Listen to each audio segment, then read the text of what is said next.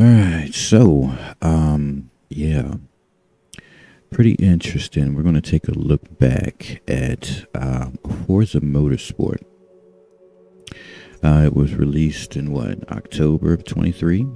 We were so hyped, waiting for this title to drop. They had showed us wonderful video footage. Excellent it looked, and it was built from the ground up, and it was an epic fail when it released. Epic fail. And it's not the only game that released that was an epic fail that was, in the genre of racing. Still to this day, oh gosh, what's the other one? It's a motorsport game too, in a sense. What is it? Motorfest. The Crew Motorfest. That was an epic fail too. It's still an epic fail, and but we'll do another video where we talk straight shit about that, because personally that game is shit to me, and I still don't like it. I tried downloading it. I bought it when it came out. I was so hyped, and it's been shit ever since, and I'm just disgusted with it. But motorsport. So I've been a big motorsport fan ever since I got into Xbox, mainly because that was the only title on Xbox for racing. Been a big fan of Gran Turismo since the early days because I was a PlayStation gamer. But as the time progressed, I kind of fell away from that. I don't know why. It wasn't anything particular. I didn't just decide like, oh, Xbox over PlayStation. No, it just kind of was what I had at the time. So I was trying to, feel my way through, figure out what games I would enjoy. Always been a car guy. And so Forza, that was it. So I've been a fan of Forza. Big fan of Gran Turismo. Don't get it twisted. But I've been a fan of Forza since playing the Xbox. Moving on to PC, that's just what we had to play on PC. Now, we do have other games like Assetto Corsa Competition, Automobilista 2, Project Cars 2. You even have a Project Cars 3, which nobody plays. You've got the Grid series, which is those aren't games you're going to play. So the leading games, you have iRacing if you're on PC. But and iRacing plays really well. It plays really well. It's just more of an eyesore, I guess, the way it's built.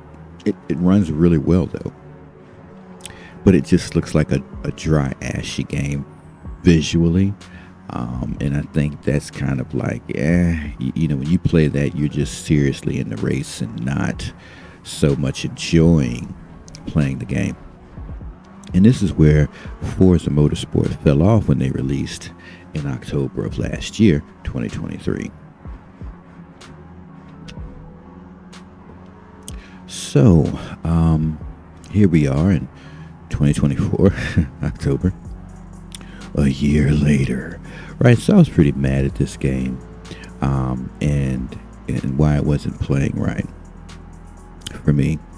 And I'm sure some of you playing this game and you felt the same way. So I'm gonna go over what they thought was the minimum requirements, which are shit when trying to play Forza Motorsports, right? But I'm gonna go over this. So it says the minimum system requirements for Forza Motorsport. You need a Windows 10 version, 19041 or higher. You need either an Intel i5 8400 or an AMD Ryzen 5 1600. That is shit. There's a whole nother conversation to be had about where gaming has gone to. And so that right there, those CPUs are shit.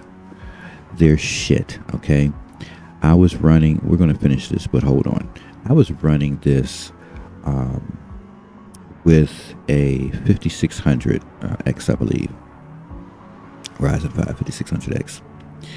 And, I could get some good out of it, but like, I couldn't run it, 1440 the way I wanted to run it based on the monitor I use.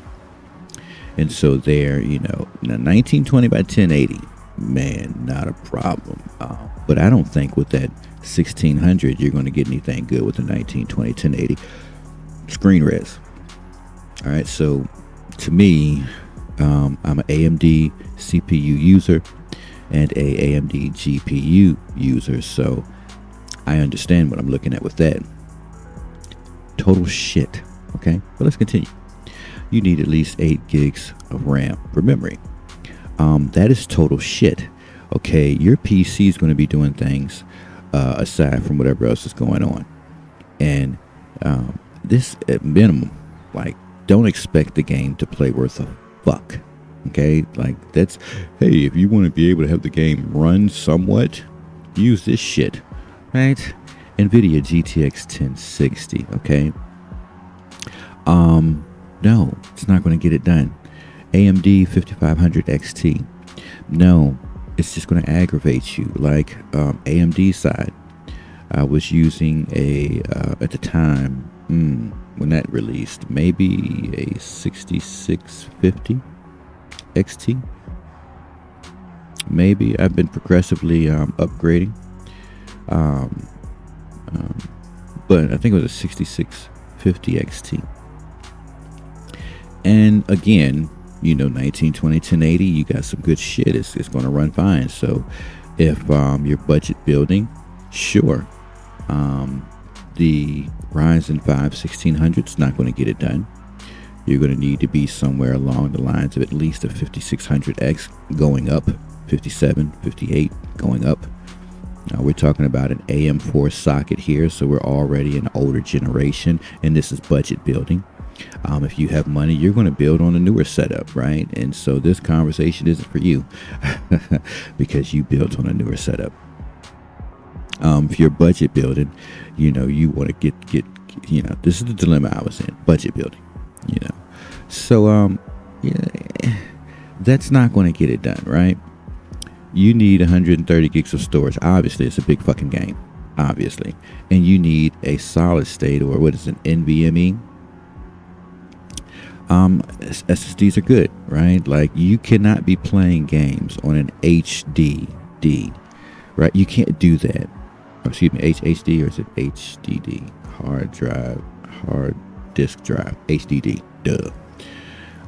SSD, solid state disk, solid state drive, not a disk, solid state drive, and a hard disk drive, which is, for those, it's a little disk on the inside that spins at so many RPMs, and that's how it's read and written on, If you ever open one up, being a PC builder, I opened it up, looked at it, it's pretty strong magnets in there too, don't hurt yourself.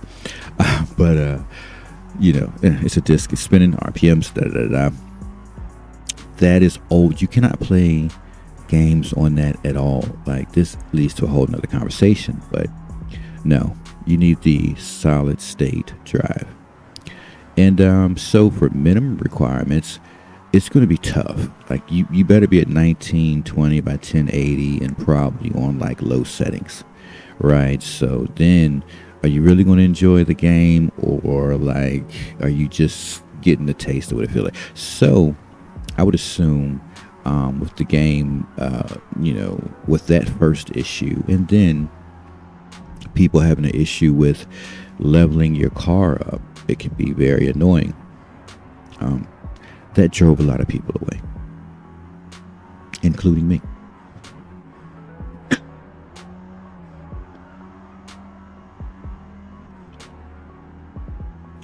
So let's go see what the recommended system requirements say. It says you need to be running Windows 11, 64-bit. You need a AMD Ryzen or an Intel. AMD Ryzen being a Ryzen 7 5800X. Wow. Wow. Now we're talking. So that 5800X Ryzen 7, that's going to cost, what is that, like a $300-400 processor maybe? That has 12700K. We're talking now. So now we're cooking with Crisco. The Radeon 6700 XT, that's going to cost not anything major, but it's going to cost. The RTX 3070, it's still going to cost. What are these, like $300 maybe, 250, 260, 270, three somewhere around there. So I'm sure around $300. So we're still not talking anything crazy, right? We're still not on anything crazy. These things are doable. So we're talking about building, what is this, a 5800X. We're still talking about an AM4 board. This is AM4 on the Ryzen side. We're talking about a 5800X. I'm running a 5700X3D, supposed to be for gaming, and so I'm having a field day with that. We'll get to that in a second. And then there's the Intel. I don't know about Intel, so get in the comments section if it's good, not good. I don't know. The i7 12700K, the memory being at least 16 gigs, that makes sense. But again, when you're on PC, you want to have that 32 gig build so that you're not touching anything, because everything else is going to be running on your computer. Other things happen.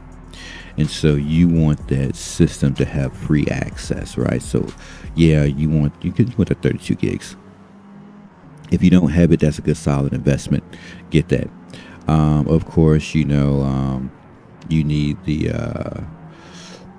solid state drive. You don't want hard drive. So when you look at that, it's like, okay, you want what they recommend. Now, is that the best requirements? No. No. You want the best. You can pay that and play that, and you're fine. What is it? A 7900 CPU from Ryzen. What is like Intel Core's i9. We're talking about newer motherboards here. What are we talking on the AMD side? 7900 XT.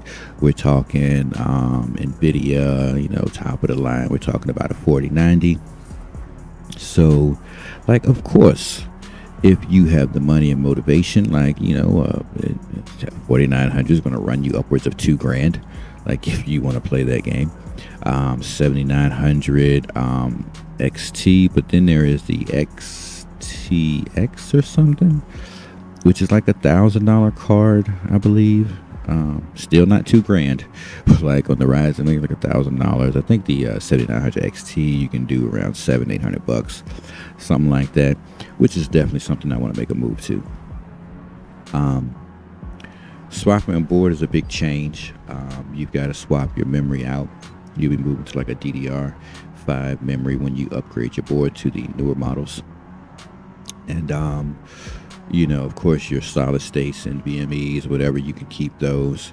But that's the next move, obviously, as we talk about gaming. So, but of course, Motorsport here, looking at it in 2024, you really need to be running recommended system requirements on these games. And this is a problem because now you have to think about your build, right? So in the older games, like I'm a big fan of World of Warcraft. I'm a big fan of Grand Theft Auto, Red Dead Redemption. These are the games you see on this channel. I'm a big fan of American Truck Simulator. But even with those games, you can see when you step your CPU processor up in your GPU and going from a hard disk drive to a solid state drive, the world is massively different.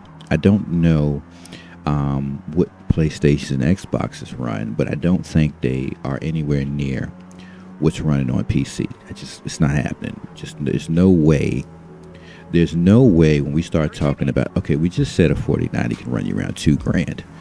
A PlayStation is capping out around $700.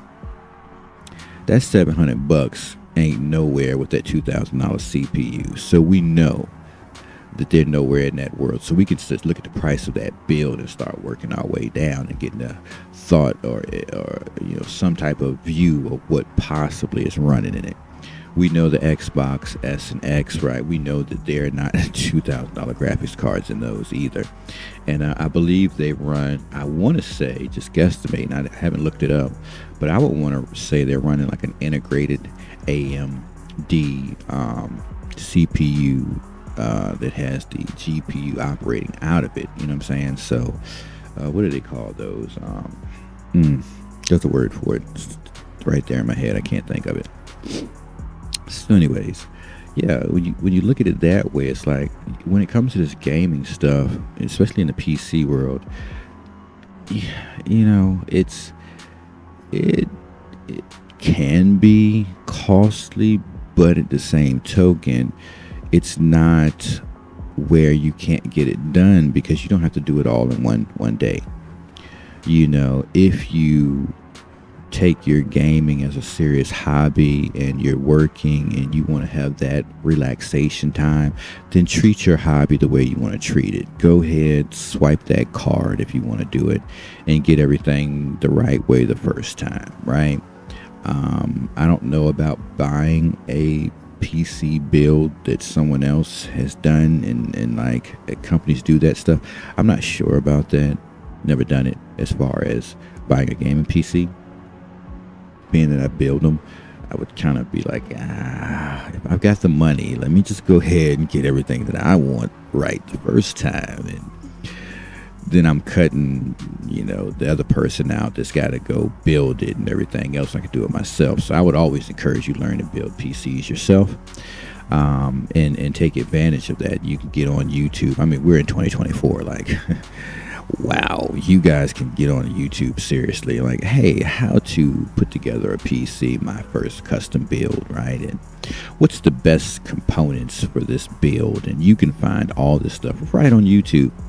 And then you can do something like get on a firm, okay? I mean, literally, at best, you're spending what? Let's talk about a $2,000 graphics card, right? At best, you're spending $3-4 grand, right? Not even that much, probably $3 grand at most to do a awesome build without all that lighting. If you want to do lighting, it's going to cost you more. If you decide not to be the top of the line, right? Like, oh, I don't want a $2,000 graphics card, then you can actually come in $2 grand easy with an AMD build and be at the top, right? Like none of this stuff is going to matter to you. It just won't. You can get their new top of the line stuff, you know, and none of this will matter. Right, you can get a 7800X. You can get a 7900 XT GPU, 7800, right? And you'll be fine. If you want to do that, you just get on the firm and set the payments up, and boom, right? For those of you who know, you can slide a credit card if you want to. If you just want to, it's your hobby, right? Or you can take your time and, you know, budget build if you have other priorities, you know, whatever. But I would just say it'd probably be easier just affirm that, you know, it'd probably be easier. So anyways, with all that being said, so the Forza Motorsport game actually runs great if you're running the recommended system requirements. And I think that when we're gaming, we really need to focus on what is the system requirement, not the minimum, but the recommended. What do you recommend I use to play your game because you built it? And that should be what we look at. If we don't have the required or recommended, what's recommended by the developer to run their game, then you probably shouldn't purchase that game because you're going to be ticked. Again, I was not running the recommended system requirements, obviously. So that is why I did not have a great time with the game. At this point, the game runs great, right? I totally enjoy it now, and I still need to do improvements to the PC. Again, right? I want to step that GPU up, or probably swap the board out next year and just go with the newer board, right? Because yes, Gaming is still evolving. And again, that's a whole nother conversation. We're not going to get into that. I just wanted to say, hey man, playing Forza a year later, it's still a great game. Please be running the recommended system requirements and you'll enjoy it. Here it is right here. Recommended system requirements. If you got an AMD, you want to be running at least a 5800X. That's what they recommend. If you got an Intel CPU, they want you to be running it. That's i7 12700K. Don't fuck around and be under that 32 gigs. You want that 32 gigs of memory. If you're running an AMD GPU, you need to have at least that 6700 XT. And if you're running NVIDIA, you want that GeForce RTX 3070. So, hey man, run the recommended system requirements. Enjoy the game. Oh, and let me say, so I'm enjoying the game, right? Because I run the, this is what I'm running right now. So I'm running on a 3440 by 1440 res. I have the Ryzen 5700X 3D. I'm running 32 gigs of DDR4. I have the 7700 XT GPU. I'm running 850 watt PS power supply PSU. And I run on the Logitech G923, I believe. Next improvement will be to go with a Moza. I'm not sure if it's going to be that R3 or R5, like we're budget building. Entry level budget build is like a R3. I mean, it's a budget build. Will it be, I don't think I want to go crazy because I don't know. We'll find out. Coming soon, our decision on which should be the next upgrade. And then there's a haptic feedback 8 pad, and look that up. I think I talked about it before. If you really want to enjoy your gaming, you want that haptic feedback 8 pad. It has motors in it, and that's where you feel the rumble of the road. So you got your steering wheel giving you vibration and your haptic feedback, your fight in the wheel. Then you got your pad that's also giving you the rumbles in each part of the seat where it's picking up the vibration. And it's a nice rumble too. It's not like it's like it'll jolt. So anyways, you have those things going on in a system that I run, and that's why I enjoy it. So yeah, a year later, the game is still highly enjoyable. Just run the recommended system requirements, and yeah, catch you on the next one.